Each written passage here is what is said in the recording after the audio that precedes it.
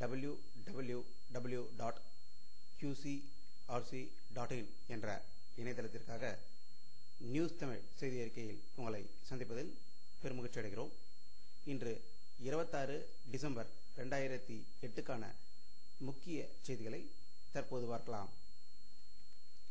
மும்பையில் கோழைத்தனமான தீவிரவாத செயலில் ஈடுபட்ட தீவிரவாதிகளின் மீது நடவடிக்கை எடுக்க வேண்டும் என்று பாகிஸ்தானில் உள்ள தீவிரவாத அமைப்புகளை ஒடுக்க வேண்டும், இந்தியா கோரியுள்ள தீவிரவாதிகளை ஒப்படைக்க வேண்டும் என்று கூறி பாகிஸ்தானுக்கு இந்தியா விடுத்திருந்த ஒரு மாத கெடு இன்றுடன் முடிகிறது.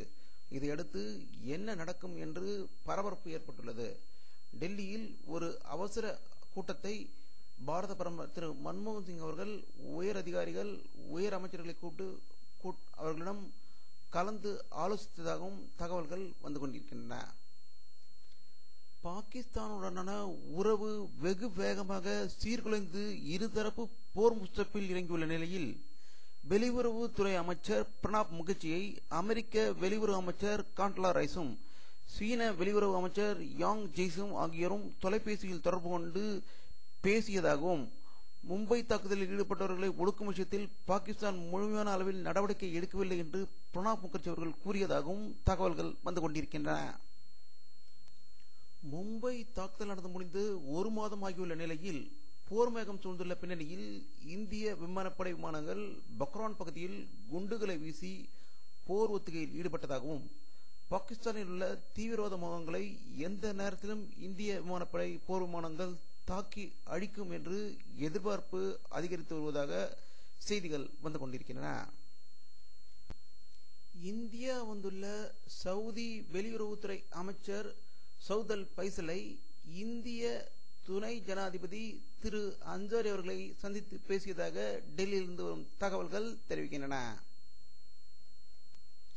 பாகிஸ்தான் நாட்டில் லாகூர் நகரில் கடந்த புதன்கிழமை நடந்த குண்டுவெடிப்பில் ஈடுபட்டது நாங்களே என்று அன்சர்வா முகாஜின் என்ற தாலிபான் அமைப்பு கூறியுள்ளது.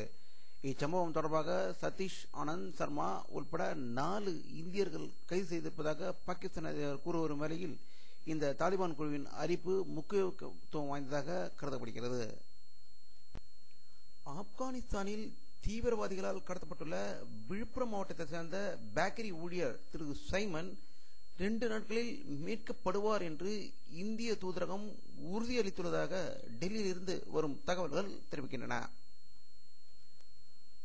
சுனாமி நினைவு தினம் 4ஆம் ஆண்டு நினைவு தினம் தமிழகத்தில் உள்ள கடலோர பகுதிகளில் அனைத்து கிராமங்களிலும் நடந்ததாகவும் உயிரிழந்தோருக்கு கண்ணீர் அஞ்சலி செலுத்தப்பட்டதாகவும் இந்தியா உள்ளிட்ட ஆசிய நாடுகளில் பல்லாயிரக்கணக்கானோரை பலிகொண்ட சுனாமியின் நினைவு இன்னும் நெஞ்சை விட்டு அகலவில்லை. அப்படிப்பட்ட நிலையில் மனித இதயங்களில் மாறாத துயரத்தை ஏற்படுத்திய அந்த ஆழிப்பேரலையின் கோர நினைவுகளை பற்றி ஒரு படம் பாடல் கண்ணீர் கதை பாருங்கள்.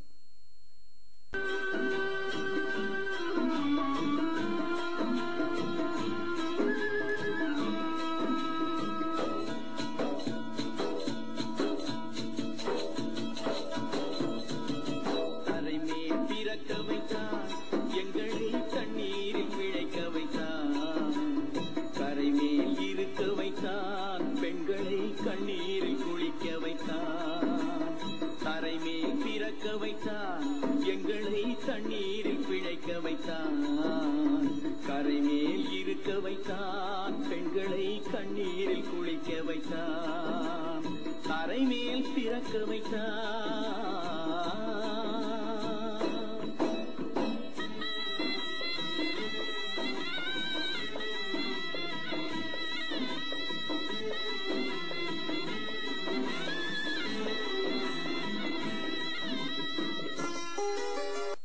நிலவின் மேற்பரப்பில் இரும்பு தோலம் கொண்ட ஏராளமான கனிமங்கள் நிறைந்து உள்ளதாக சந்திராயன் விண்கலம் கண்டறிந்துள்ளதாகவும் அது அனுப்பிய படத்தை நாசா விஞ்ஞானிகள் ஆய்வு செய்து கூறியதாக தகவல்கள் வந்து கொண்டிருக்கின்றன.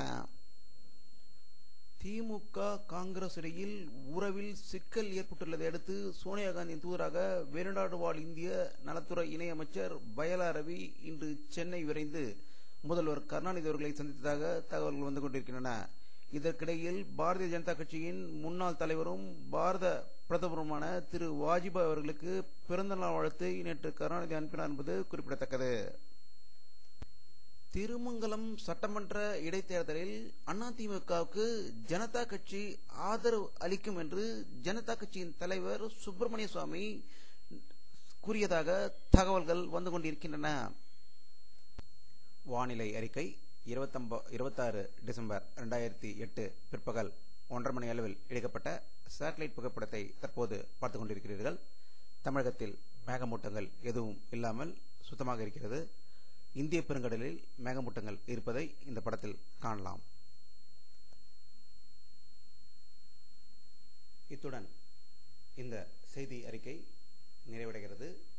மீண்டும் நியூஸ் தமிழ் செய்தி அறிக்கையில் உங்களை சந்திக்கும் வரை உங்களிடமிருந்து விடைபெறுவது உங்கள் கே பாலாஜி. நன்றி.